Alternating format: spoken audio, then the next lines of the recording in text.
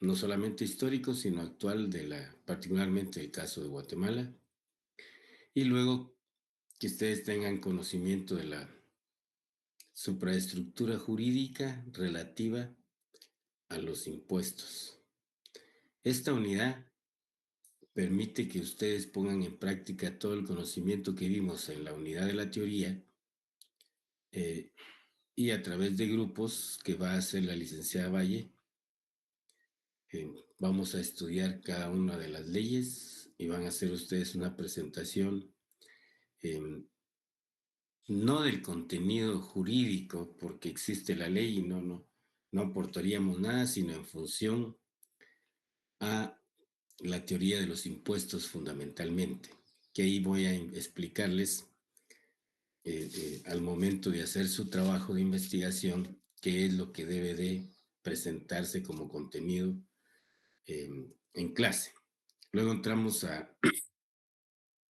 al conocimiento del presupuesto.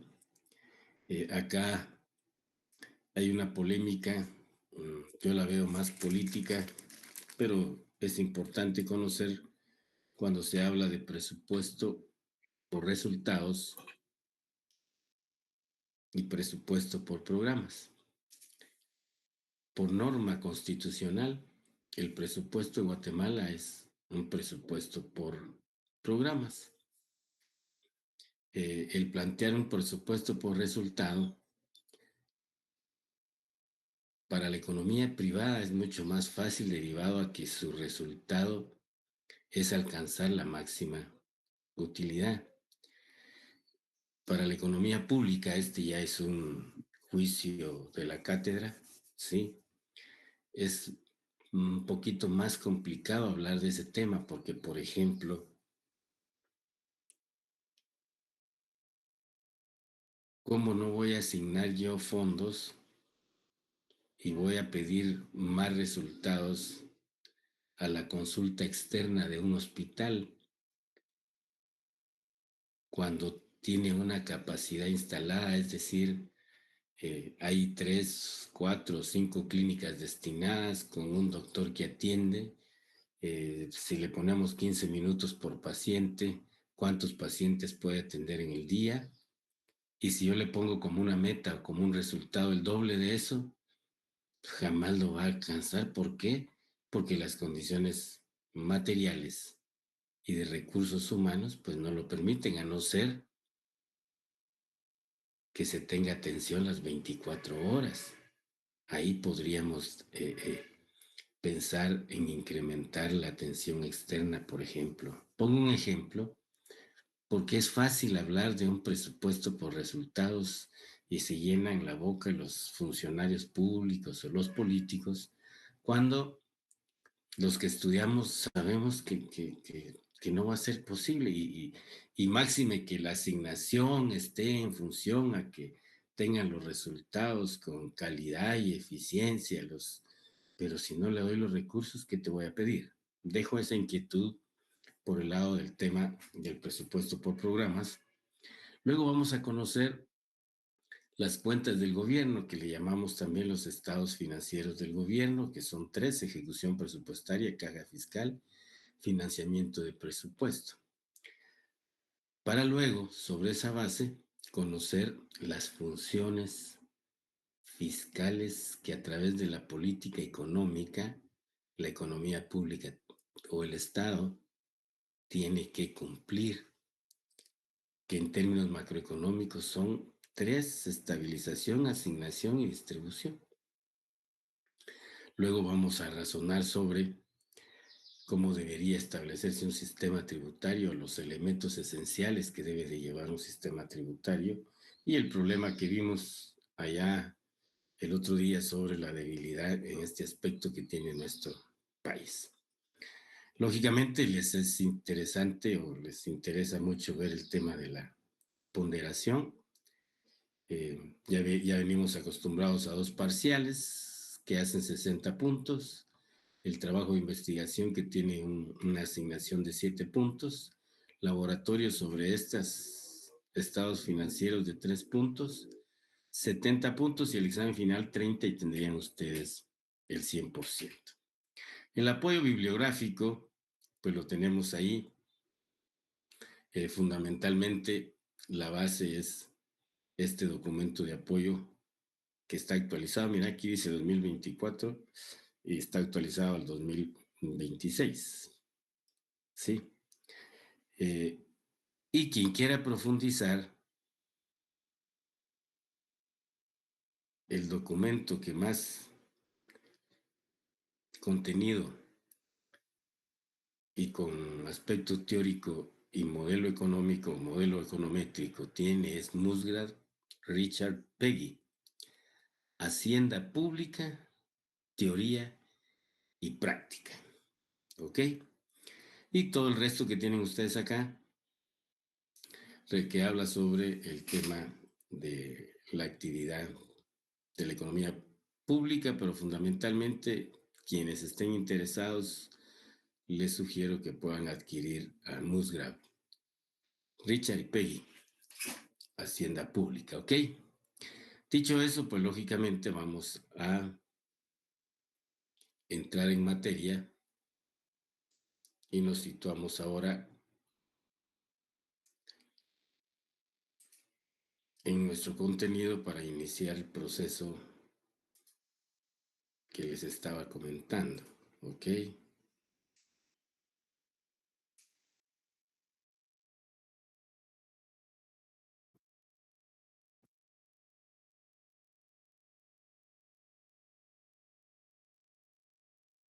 Bien, si visualizamos la diapositiva, ¿se lee bien?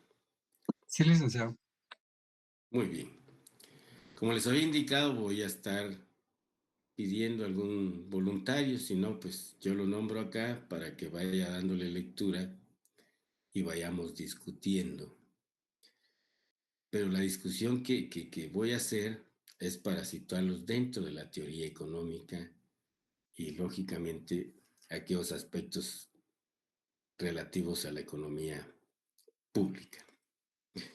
En ese sentido, ya todos sabemos, nos apoya la licenciada Valle en el desarrollo de este curso. Entonces vamos a situar históricamente en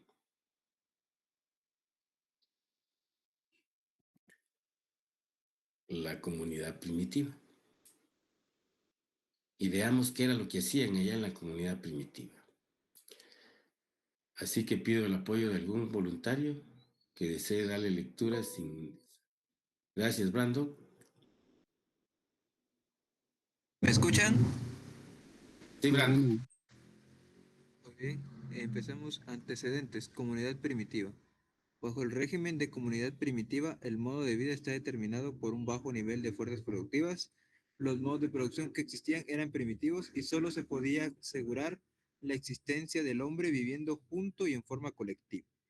Ok, dame un segundito. Veamos estos 3, 4 renglones para ver qué encontramos. Ahí, lógicamente, está descrito sobre la teoría, haciendo uso de categorías de la teoría objetiva, ¿sí? Hablando de fuerzas productivas, ¿ok?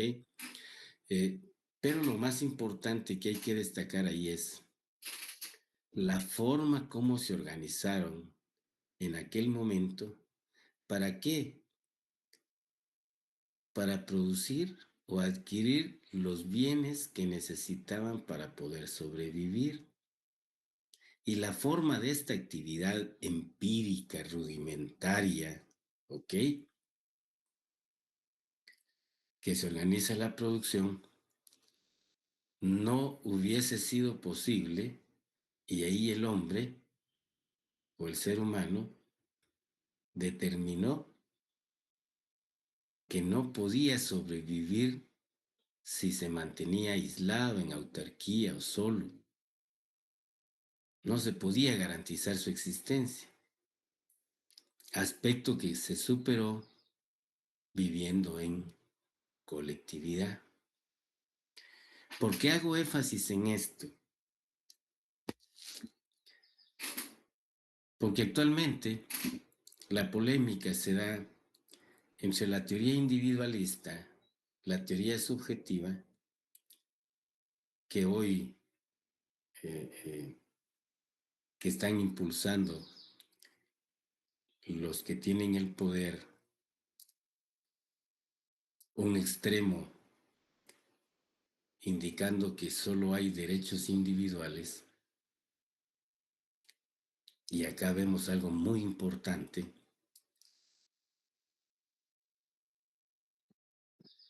que para garantizar esos derechos individuales, o para que se garantice la vida, la protección, la defensa, que son aspectos que venían precisamente siendo parte del Homo sapiens. ¿Por qué razón? Porque si vivía solo, frente al ambiente en donde se desarrolló, pues tenía menos oportunidad para defenderse de los fenómenos de ese ambiente, incluido, ¿sí?, los otros seres vivos con quien tenía relación. Seres vivos sin razón, o sea, la diferencia nuestra con el resto de nuestros seres vivos, pues es la razón, ¿no es cierto? Entonces ahí ves que no hay nada ideológico, sino que la praxis llevó al ser humano a organizarse de forma colectiva. ¿Para qué? Para garantizar su vida, para garantizar su seguridad y para garantizar su defensa. Repito, hago énfasis en esto porque esto nos permite, en nuestro estudio y en la aplicación de la ciencia, liberarnos del tema ideológico. ¿Por qué? Porque ves que si analizas la comunidad primitiva, pues ahí no existía. Y el hecho de haberse organizado colectivamente, lógicamente, cada individuo que conformaba esa colectividad tenía que ceder parte de sus derechos individuales para poder obtener derechos colectivos.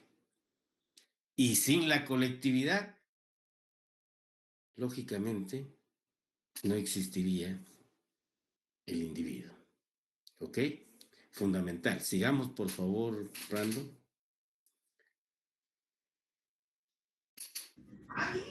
La actividad económica consiste en el esfuerzo que realiza el hombre para procurarse bienes con que satisfacer sus necesidades. Conforme se desarrolla dicha actividad, generó un excedente de bienes y con ello se inicia con el trueque hasta la formación de un banco, aspecto que es objeto del estudio de la economía política. Bien, como ven, cuando hubo más recolección de frutos, cuando hubo más pesca, cuando hubo más caza, lógicamente, hubo un excedente de esos productos sobre las necesidades que tenía ese colectivo. Desde ese momento, las comunidades primitivas se dan cuenta que no podían generarse todo, o no contaban con todos los recursos para poder generar todo lo que necesitaban para vivir. Ese excedente económico permitió que se iniciara otra actividad económica, que lógicamente es el intercambio. Y en aquel momento donde no había una unidad que permitiera la facilidad de ese intercambio, pues surge con el trueque. Y ahí se inicia algo que ustedes ya me imagino que conocen, la existencia de un producto que era más demandado, pero porque satisfacía determinada necesidad, que empezó a usarse como unidad de cambio.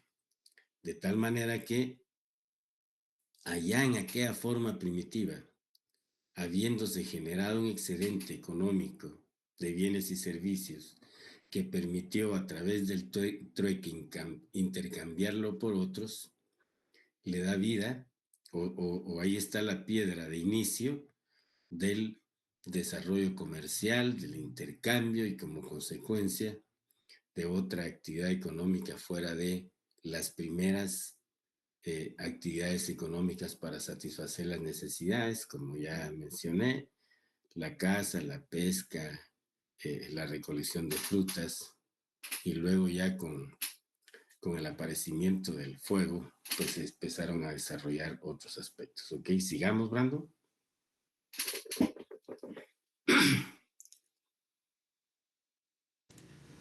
El hombre en el curso de la historia, siguiendo su tendencia social, ha ido formando grupos de conveniencia humana, más amplios e integradores para mayores vínculos de relaciones sociales, desde las familias, tribus, clanes, hasta la forma más acabada de convivencia social que es el Estado.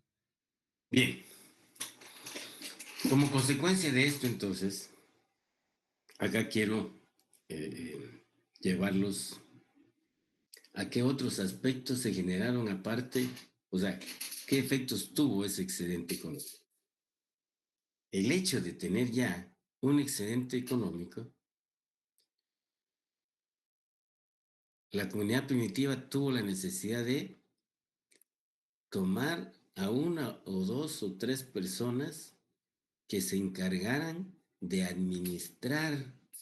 Estoy haciendo un uso, un término actual, pero bueno, de cuidar ese excedente económico y de irlo usando de acuerdo a las necesidades para poder satisfacer o para poder que sobrevivieran estas sociedades. Ahora, ¿por qué digo que es importante? Porque el hecho de que una, dos o tres personas ya no fueron a cazar, ya no fueron a recolectar, ya no fueron a pescar, sino que empezaron a cuidar un patrimonio en un excedente económico, ¿ok?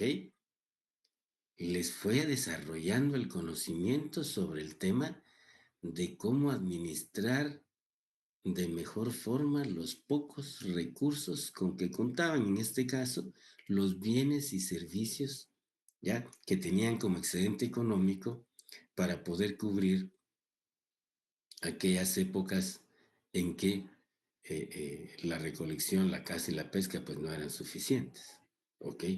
Y a buscar la forma empírica de cómo lograr mantenerlos en buen estado para poder alimentar a esa población.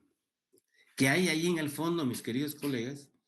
Pues el inicio del conocimiento de la administración, ¿ok? De la forma más empírica, que luego fue tomada, lógicamente, particularmente con la primera revolución industrial, ¿ya?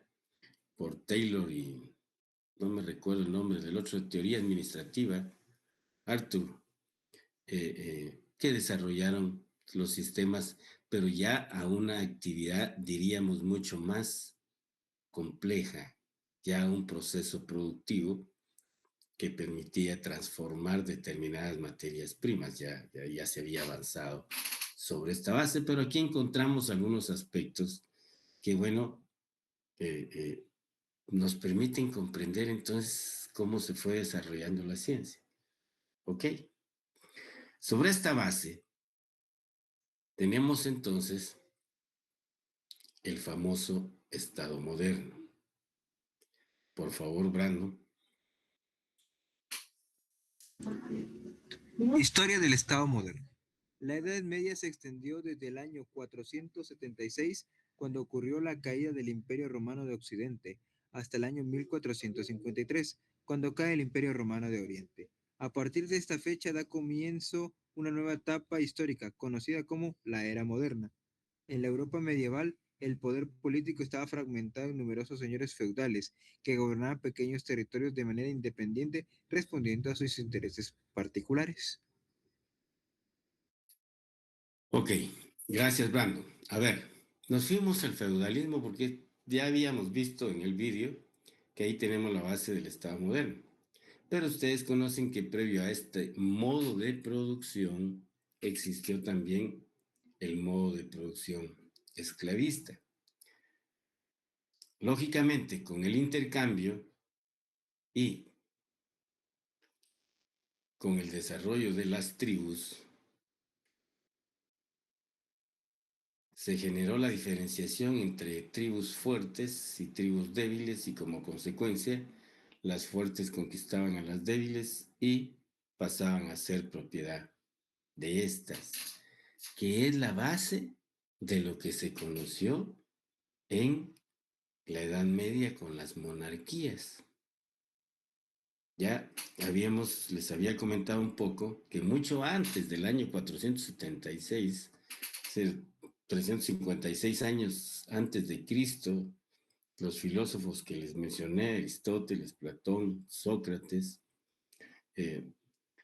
fundamentalmente Aristóteles, cuando explica la ciudad-estado en Grecia, pues explicaba que había un grupo de personas que no eran considerados como ciudadanos. Entonces, a partir de ahí, tendrían que estar sometidos a la decisión de quienes sí podían o tenían esa característica de ser ciudadanos. ¿Cómo se estructuraron en este periodo? Pues acá tienen ustedes un triangulito que nos explica la estructura de la monarquía con el rey que ya habíamos visto que estaba sustentado por la religión católica. Y por favor, aquí sí quisiera hacer una breve aclaración. Originalmente no existían las religiones, ¿ok? Originalmente solo existe el Evangelio de Cristo.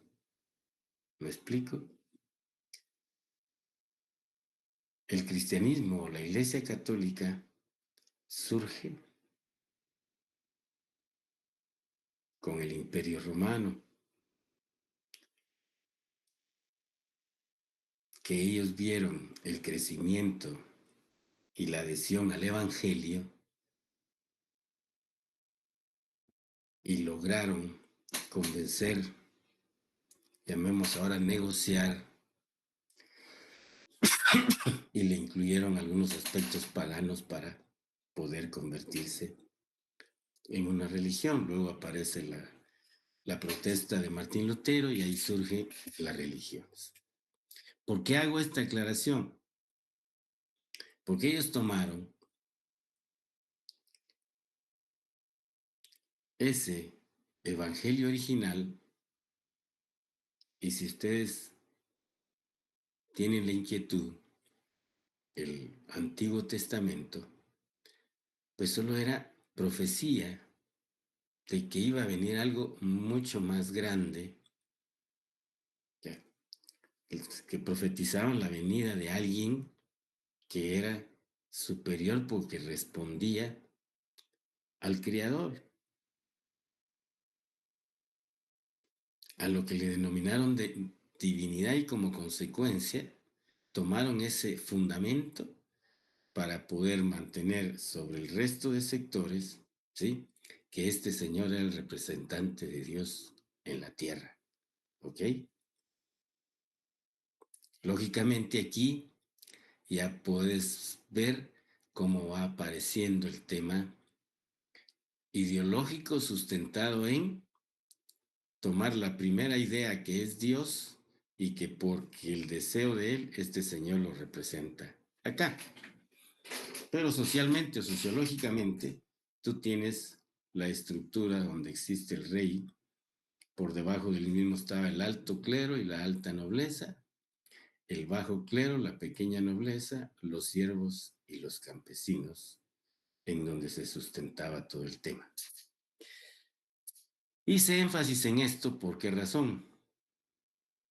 Porque quiero que pongan en su mente la interrogante relativa a qué tanto ha cambiado desde entonces esta estructura social en el estado moderno que hoy conocemos. ¿Ok? Muy importante, porque si lo traemos a la actualidad y hacemos una estructura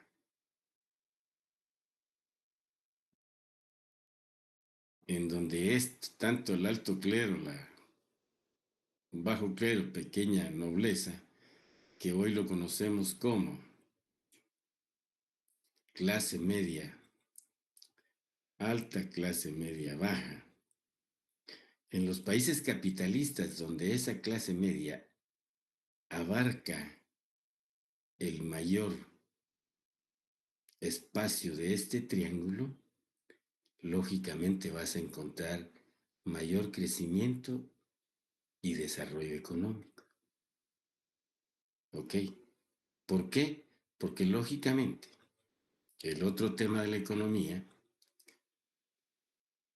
independientemente de la explicación subjetiva,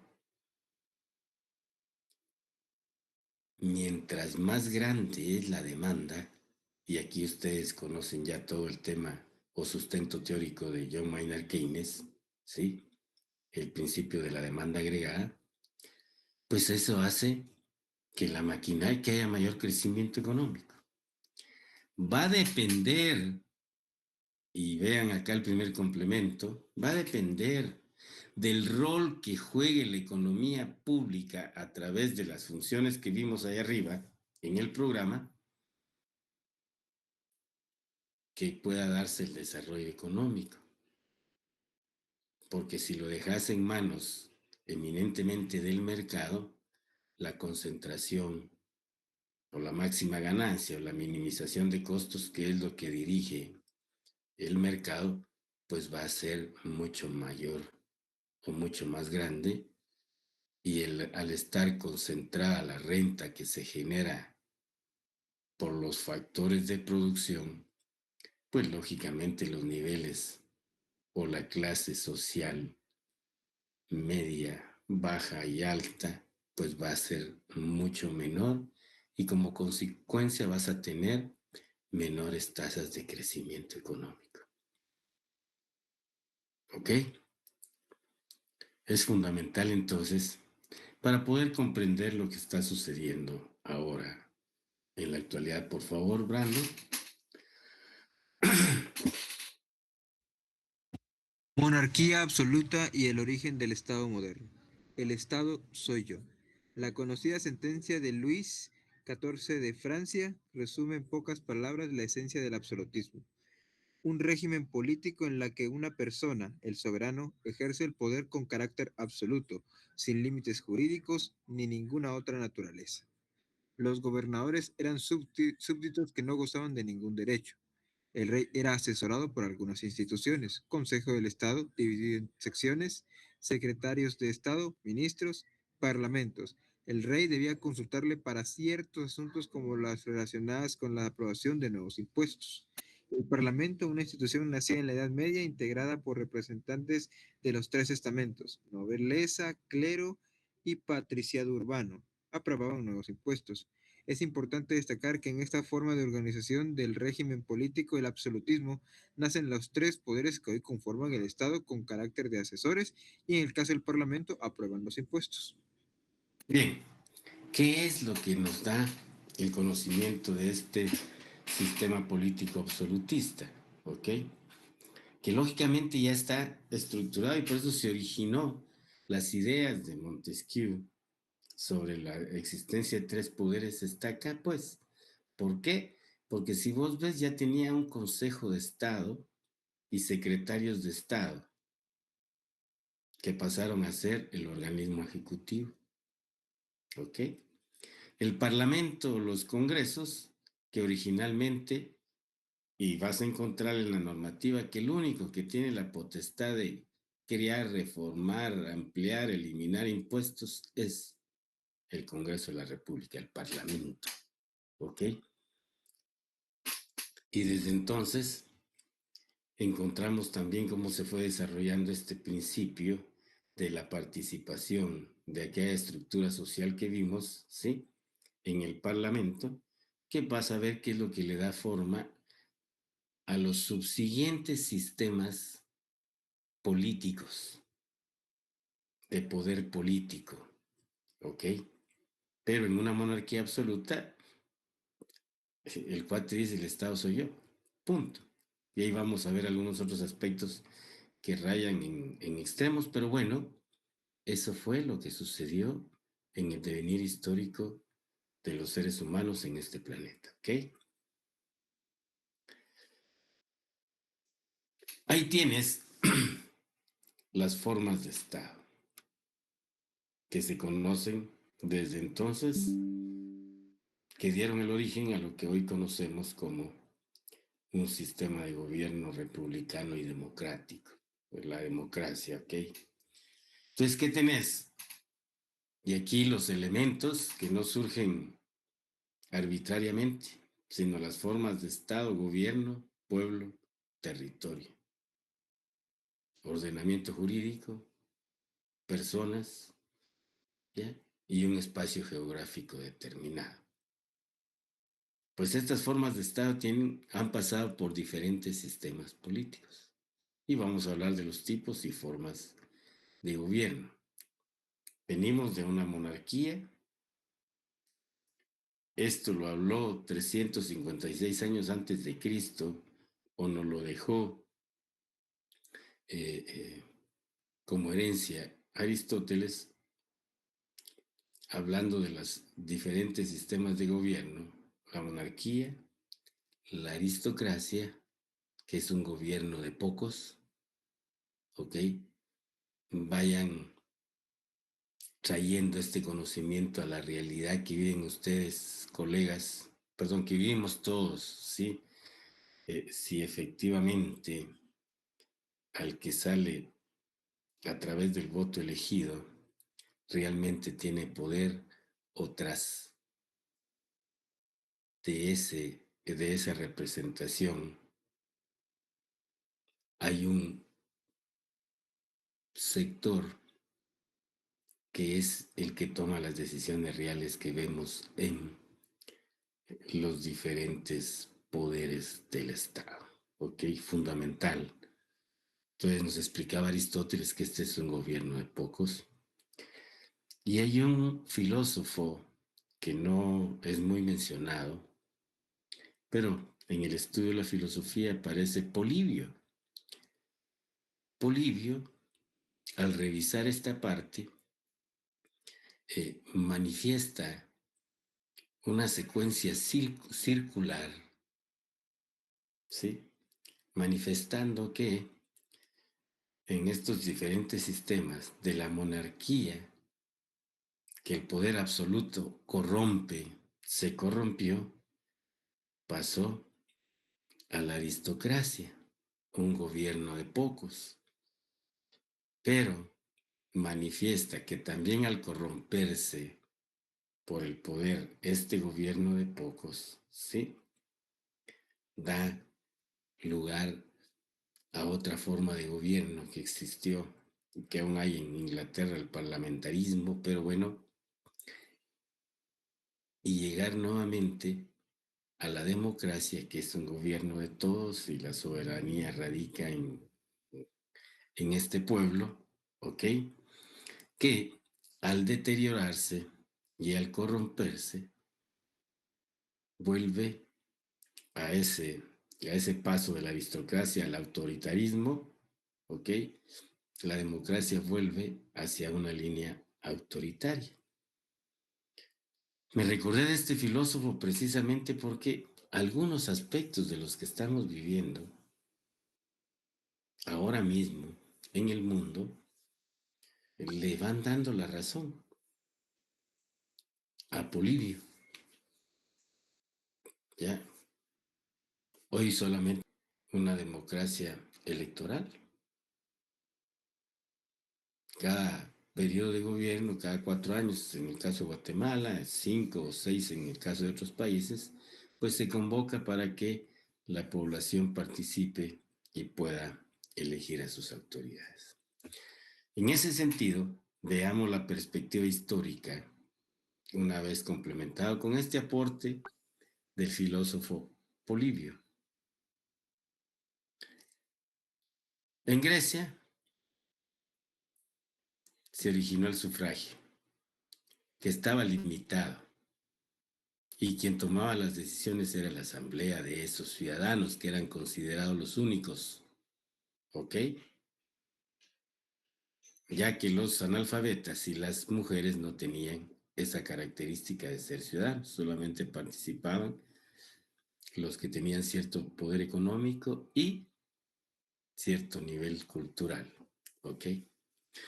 Roma, Roma aporta un equilibrio de poderes y ahí surge la república. Y en la constitución nuestra, Guatemala es una república que vamos a ver el fundamento legal posteriormente, ¿ok? Pasamos a la Edad Media. Esta es la antigua, ¿no? La época antigua, Grecia, Roma, ¿ok? En la Edad Media, ¿qué tuvimos? El esclavismo, el feudalismo con la monarquía absoluta y las democracias urbanas que empezaron a surgir. Luego les hablé de un parlamentarismo, aparece Inglaterra con el germen de la monarquía parlamentaria, ¿ok? Pero siempre monarquía parlamentaria. Y en la Edad Moderna, sustentada, que creo les mencioné, la Revolución Francesa y la norteamericana, en donde se sustenta y surge que el poder o la soberanía nacional, el término de soberanía nacional, la división de poderes y el sufragio universal, que van de la mano con esta forma de gobierno, ¿ok? Monarquía parlamentaria, pasamos a la intervención del pueblo en el gobierno a través del sufragio, ¿ok? ¿Qué formas de democracia tenemos? La teoría la teoría política sobre este aspecto nos habla de democracia defensora, democracia desarrolladora, democracia competitiva de partidos, ¿ok? Esto nos da pie a situarnos nosotros de acuerdo a lo que estamos viviendo en nuestro país, de tal manera que vamos a encontrar el paso de una democracia clásica a una democracia directa representativa, ¿ok? Esta democracia directa representativa, es decir, el soberano delega esa representación en los tres poderes y el sustento de esa representación del soberano que está plasmada en la Constitución, pues nos permite hablar de una democracia constitucional y de una democracia participativa, que está sustentada en algo que se está perdiendo o ya se perdió: soberanía popular, participación, liderazgo, ojo, dignidad humana, justicia social, igualdad, equidad, tolerancia, respeto a las minorías, pluralismo, que no es otra cosa más, existencia de varios partidos políticos, ¿no es cierto? Entonces, en la edad contemporánea hay una polémica muy fuerte, y lo que ya les había mencionado, entre los de extrema derecha, para situarlos, y los que dicen que son de la izquierda. Por favor, en este país, ustedes conocen la historia, jamás hemos tenido ni un solo gobierno de izquierda. ¿Por qué? Porque los que dicen llamarse de izquierda no se sustentan en los principios, ¿ya?, que se conocen de ese sistema de gobierno. Comunismo viene de la comunidad primitiva, ¿ok? De ahí viene el tema de la comunidad primitiva, ¿ok? El término de comunidad, comunismo. Y no ha existido porque la teoría que se desarrolló sobre ese sistema de gobierno, sí, teníamos que quienes iban a tener el poder eran los asalariados, ¿ok? Los asalariados. Y no ha habido ningún solo país en el planeta en donde el poder lo tengan los asalariados. ¿Ok? Por lo tanto, comunismo no ha existido. Su sustento, lógicamente, si es comunidad, nos vamos a la comunidad primitiva, todo lo que se generaba era de todos y alguien tenía que administrarlo, ojo. Entonces lo que tuvimos, ¿sí? Es un sistema sin propiedad privada, sino con propiedad social, ¿ok? Que es lo que fue la Unión Soviética, pero que más se representó como un capitalismo de Estado, porque quienes dirigían a través de los partidos políticos y bueno, de la congregación de los sindicatos para darle la forma de que el poder estaba en los asalariados, pues lo que hicieron fue generar una clase de dirección del Estado que lógicamente tenía condiciones de vida diferentes al resto de la sociedad, pero estaba sustentado en el principio de propiedad social, no en el principio de propiedad privada, ¿ok? Que son los elementos que te dije, si te recordabas, de los que caracterizan al sistema capitalista, y eso, ese conocimiento nos permite comprender la diferencia que hay entre estos sistemas, que lógicamente, en una sociedad como la nuestra, sí, eh, con resabios coloniales fuertes, alto analfabetismo, falta de acceso, población que aún vive aislada, pues bueno, qué participación va a tener y qué comprensión va a tener si no sabe leer ni escribir, en donde menos del 1% logra tener el privilegio que nosotros tenemos en este momento de estar estudiando o en el sector de la educación superior. Planteo esto para que puedan comprender ahora lo que les dije al principio. Mi método, mi pedagogía, mi didáctica es más de enfrentar los principios de la teoría económica, de lo que estemos hablando, a la realidad para situarlos a ustedes con un esfuerzo, digamos, científico o de estudio científico de la realidad económico-social de los países.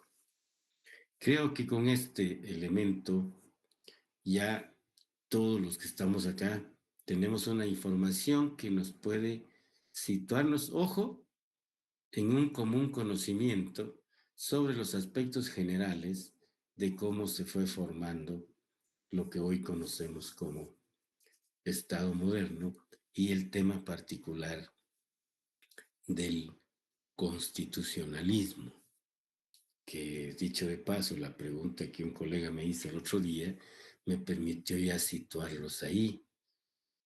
Pero ojo, se organiza colectivamente la sociedad ¿para qué? Para sobrevivir. ¿Ya? Entonces, diríamos que es una actitud natural de protección natural de la vida. ¿Ya? Entonces comprendamos la dimensión de qué intereses hay en los sectores que hablan de la existencia solo de derechos individuales porque los colectivos son más funciones del gobierno. Entonces, tú que conoces y sabes ahora que solo por mantener la vida, protegerse y defenderse, la comunidad primitiva surgió colectivamente. Y eso, desde ese momento, surgen derechos colectivos. ¿Y quién iba a garantizar los derechos colectivos? ¿En aquella organización? Pues los ancianos que eran los que dirigían el tema, ¿no es cierto? Que se replica en muchas comunidades del interior del país. En mi pueblo, cada 31 de enero hay un cambio del alcalde rezador, le llamamos, de las autoridades ¿ya? De ellos, ¿ok? Y lógicamente allí Ludwig nos aporta el tema del matriarcado allá en la comunidad primitiva, luego el patriarcado, que dicho de paso, para poder comprenderlo, sí es importante no solo conocer toda la filosofía que nos dejaron antes de Cristo, pero también esa parte profética de los que se adelantaron a Cristo, porque allí vemos algunos aspectos que fueron modulándose, que fueron limitándose, ¿ya? Simplemente con el hecho de que el rey David le permitían tener las mujeres que quisiera, sus concubinas, etcétera, etcétera. El, la decadencia que sufrió el Estado de Israel, el problema tributario, lo vamos a ver, que tiene que ver con la actualidad. Allá, según la historia, la decadencia de Israel también se explica por el mal uso de los tributos. Ojo, ¿ya? Entonces es bien importante porque nos permite comprender el hoy, todos los aportes y elementos que revisamos. Cuando digo esto es, independientemente de qué religión tengas, ¿sí? Si me preguntas a mí, yo soy partícipe del Evangelio original. Punto. Lo demás, tampoco polemizo. Una vez tenga yo o tengamos esa relación directa con nuestra forma de ver y de explicarnos la vida en este planeta, ¿ok? Bien. Como dije, ya puestos en común, ya todos tenemos esta información por igual, pasemos ahora a comprender las relaciones que se dan a nivel macro mediante el flujo circular de la actividad económica. Hoy te hablan de economía circular, pues vas a ver de dónde viene. Solo que lo llevaron a nivel micro para que las empresas que transforman materias primas en bienes terminados, los subproductos puedan ser utilizados dentro de ese mismo sistema circular. Es un círculo, ¿no es cierto? Pero lo vamos a ver acá en el flujo circular de la economía. Bien. ¿Algún comentario, colegas? Me imagino que tienen alguna inquietud, o si no, pues su punto de vista. Acuérdense que la cátedra no tiene toda la verdad. Yo estoy trasladando o estoy haciendo una docencia llevando la teoría a la praxis para poder comprender el hoy. ¿Ok? ¿Alguien quiere tomar la palabra? ¿Se me escucha, Ale? Ludwig y Brandon. A ver, Ludwig primero, después Brandon. Buenas tardes, licenciado. Con el tema de la pirámide que usted nos mostraba, ¿verdad? Y nos hacía la pregunta de que si esto había cambiado, pues vemos que ahorita ya está un estado más desarrollado, ¿verdad? En la teoría. Pero cuando vemos la práctica, vemos cómo los políticos sirven a decisiones de los que tienen mayor capital, ¿verdad? Y no a quienes están en la base de la pirámide, que son los más pobres, campesinos y todo eso. Entonces, por esta parte, pues no ha cambiado, o sea, tal vez los nombres sí, y esté de otra forma escrita y todo eso, pero al final de cuentas todo el poder, pues siempre va redecando en las clases más pudientes. Gracias, Ludwig. Brandon. Buenas tardes, Lick.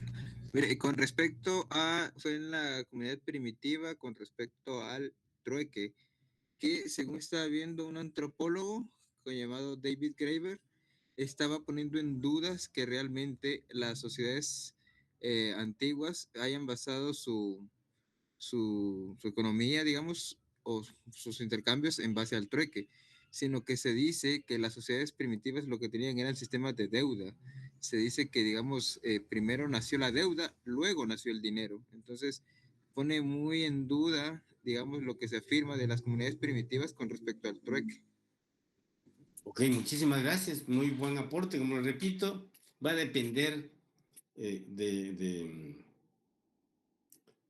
de los eventos que están plasmados en la historia y de las formas como se fue desarrollando el Homo sapiens, ¿ok?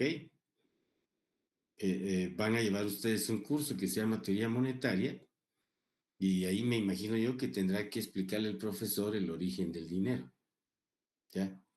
Porque el término deuda no es, no es de aquel tiempo, a no ser si estaba, es decir, en la comunidad primitiva no, posterior a la comunidad primitiva, que ya tenía relación con el sistema tributario que establecieron, que era un sistema obligatorio, bueno, que es obligatorio para todos, pero allí, ahí podría decirse y verse, porque en algunas películas las podés ver, ya, qué se hacía con aquellos que no le pagaban los tributos al rey, ya, que le debía, ahí aparece el tema deuda, pero ya estás en la Edad Media, en la monarquía, en mi opinión.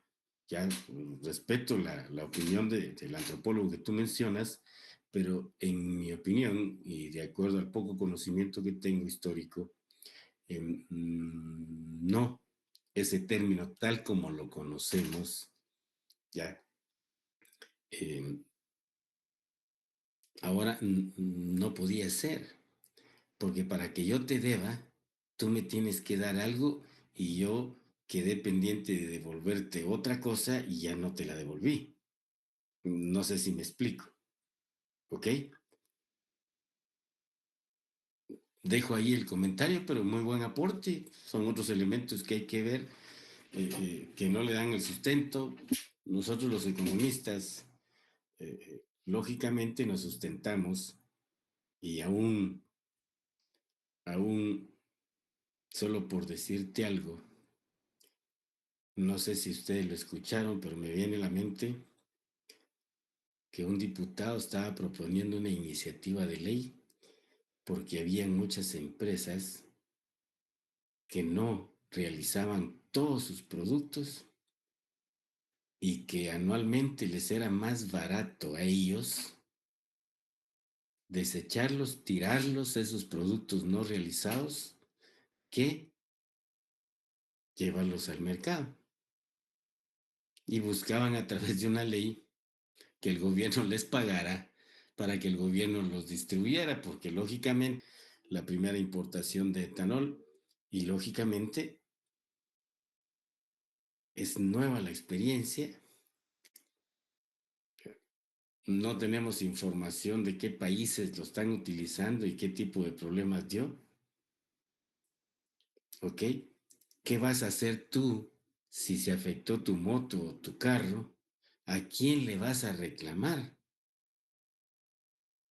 Ojo.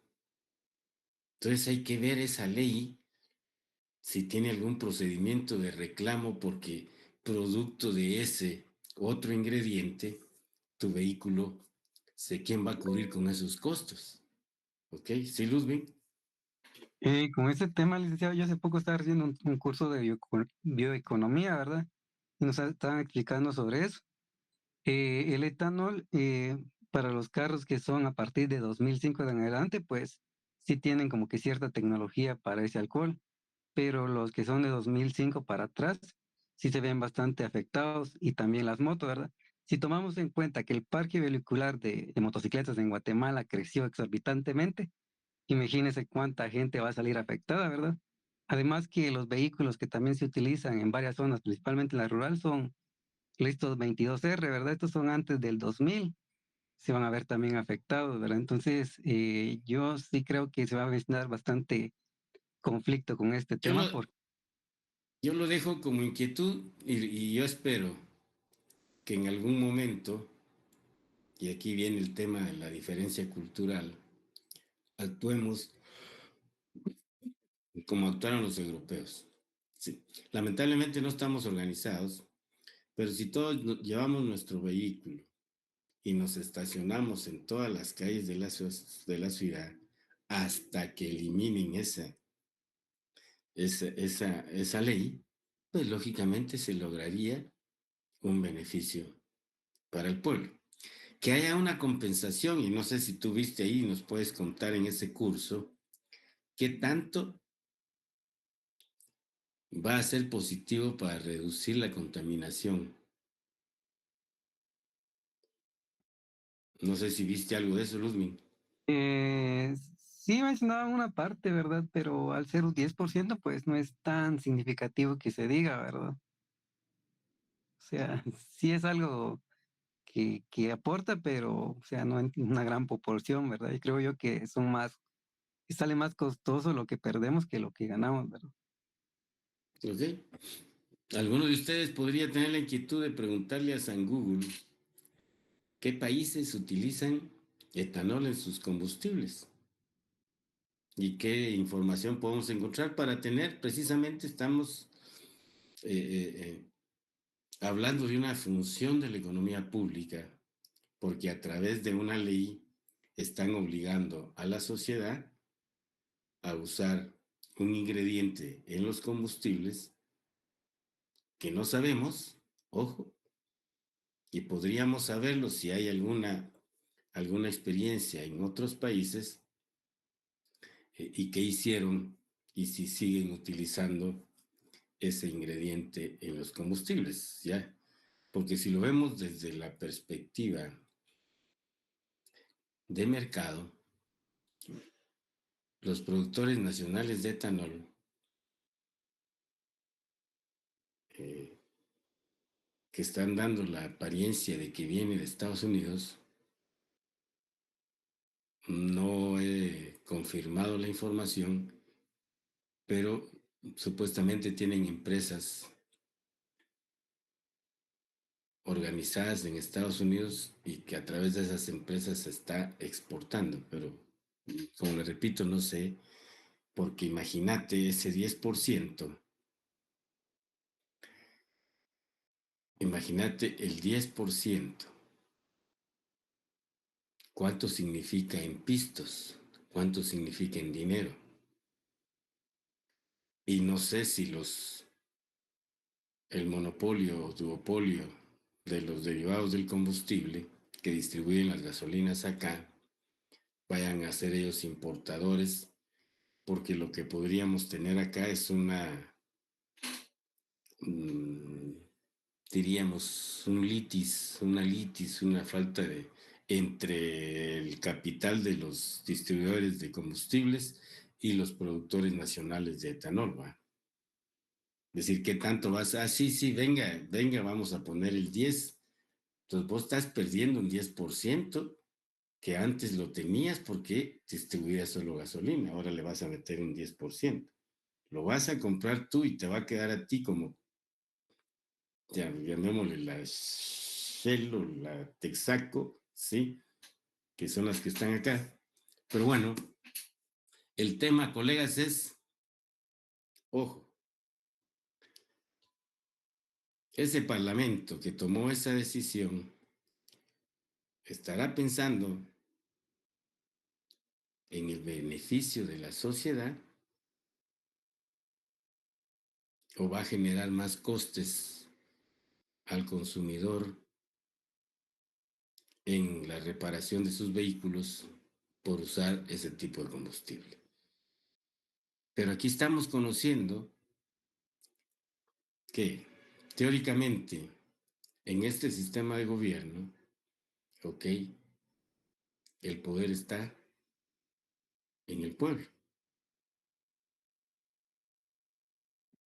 Ya les mencionaba yo la situación del país y va a depender de qué actitud, qué conducta tomemos sin ponernos de acuerdo, porque a todos nos va a afectar de la misma forma, los que usamos vehículos, y si estamos dispuestos a ir, situarnos es decir, en Europa. Quieren o toman una decisión de ese tipo, cerraron todo eso, o sea, llevaron sus vehículos, los dejaron ahí y nos regresamos a nuestra casa, ¿va? Punto. A ver qué hacen. Tendrán que derogar esa ley y yo,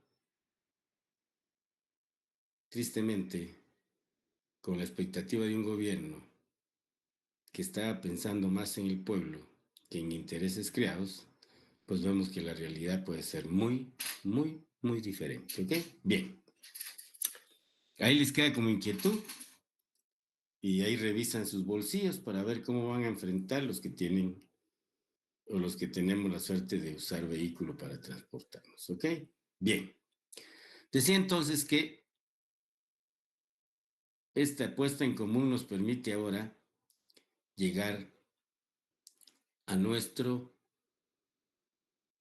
tema específico de la economía, conociendo el flujo circular de la economía, ¿ok? Yo voy a ver si comparto acá completo para irme a mi presentación, para ir didácticamente presentando esto que siento yo que me da más resultado. A ver, así es. Ok, bien, ahora yo ya no los voy a ver porque voy a trabajar en mis diapositivas. A ver si todavía tenemos la suerte de tener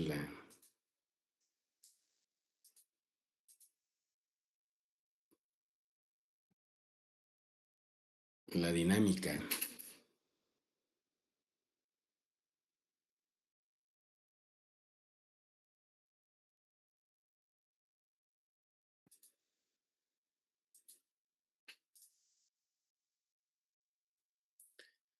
Perdón,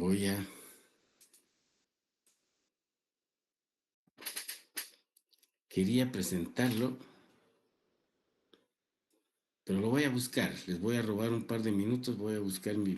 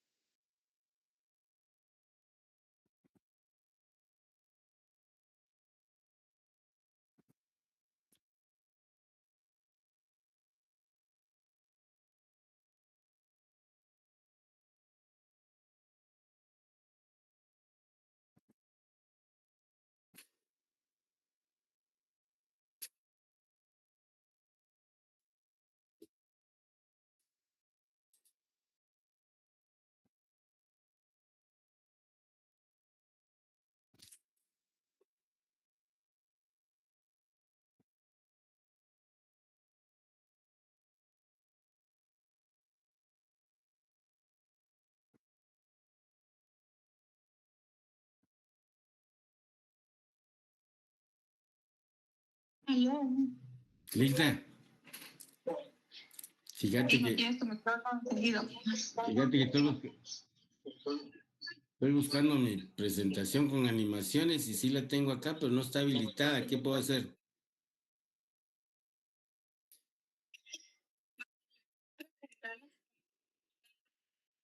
Derecho,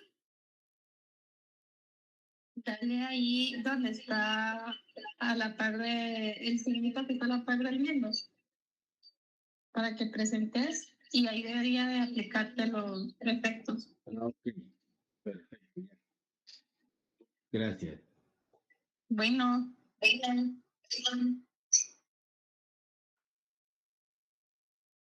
Bien, colegas, ahora ven la diapositiva en blanco, ¿verdad? Dile. Ok. Sí, licenciado. ¿Cómo funciona el tema circular o el flujo circular de la economía? Veamos. Y nos vamos a situar en una economía cerrada que le explicaron a ustedes. Las unidades productoras, las empresas que producen bienes y servicios, que es un agente económico, el otro agente económico, las familias, y las familias somos propietarios de los factores de producción. Trabajo, capital, recursos naturales, conocimiento, capacidad empresarial, tecnología, etcétera, etcétera. ¿Ok? Bien. Si las familias somos los dueños de los factores de producción, nos constituimos entonces en el mercado de factores de producción. Ese mercado a donde la unidad productora, la que transforma bienes y servicios, transforma materias en productos terminados o en bienes terminados, necesita de una ecuación de factores de producción para generar esa fase de la economía, la producción. A esto se conoce como corriente real, porque aquí estamos hablando factores, trabajo, capital, etc. Este es el mercado, que va a conformar una ecuación macroeconómica o microeconómica, si analizamos una empresa, de qué cantidad de capital necesitas, de recurso humano, de tecnología, ¿ok? De recursos naturales, ¿sí? Para tu actividad, ¿no es cierto?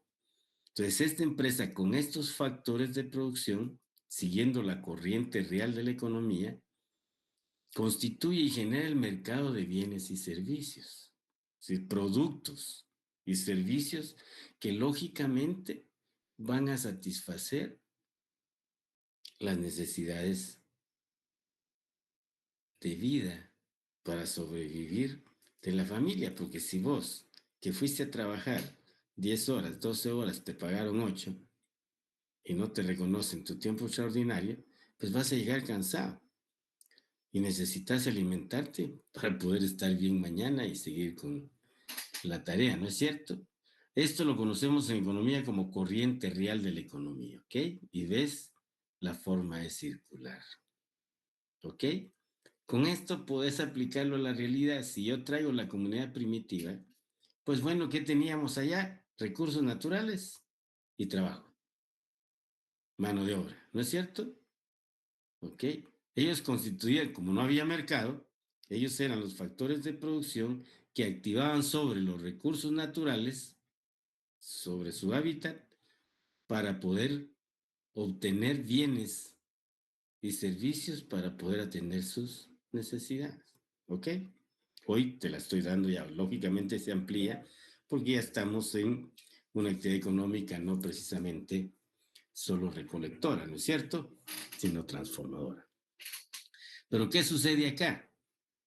Lógicamente, para poder conformar mi ecuación macro o micro de producción, yo tengo que ir al mercado, invertir o remunerar esos factores de producción. Acá tenés la corriente nominal o monetaria para adquirir trabajo, capital, recursos naturales, etcétera, ¿ok? Que este ingreso, esta corriente nominal va a constituir el ingreso de las familias.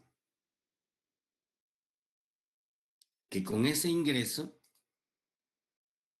de familias vamos al mercado y adquirimos todos los bienes y servicios que necesitamos para poder sobrevivir y mantener a la familia, ¿no es cierto? Y esto se va a convertir en el ingreso de las empresas. Entonces tenés la corriente real, productos y factores de producción, productos. Y como contraparte tenés la corriente del ingreso. ¿Qué significa? Que si yo quiero saber cuánto se produjo, lo puedo hacer por la corriente real o lo puedo hacer por la corriente nominal. ¿Ok? Esto en una economía cerrada, donde solo participan estos dos agentes.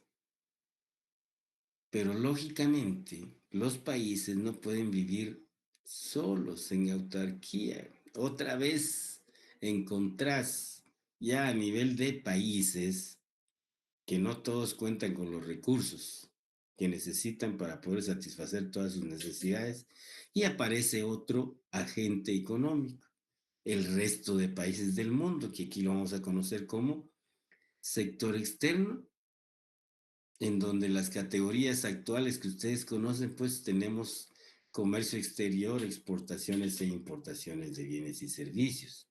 Y se dan las dos corrientes.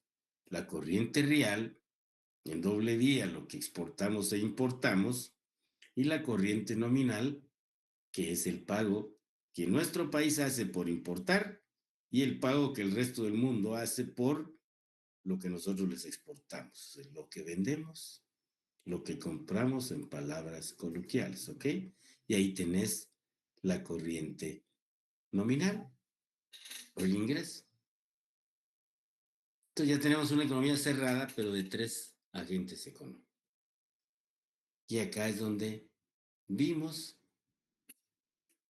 cómo se fue conformando el Estado moderno y aparece otro agente económico.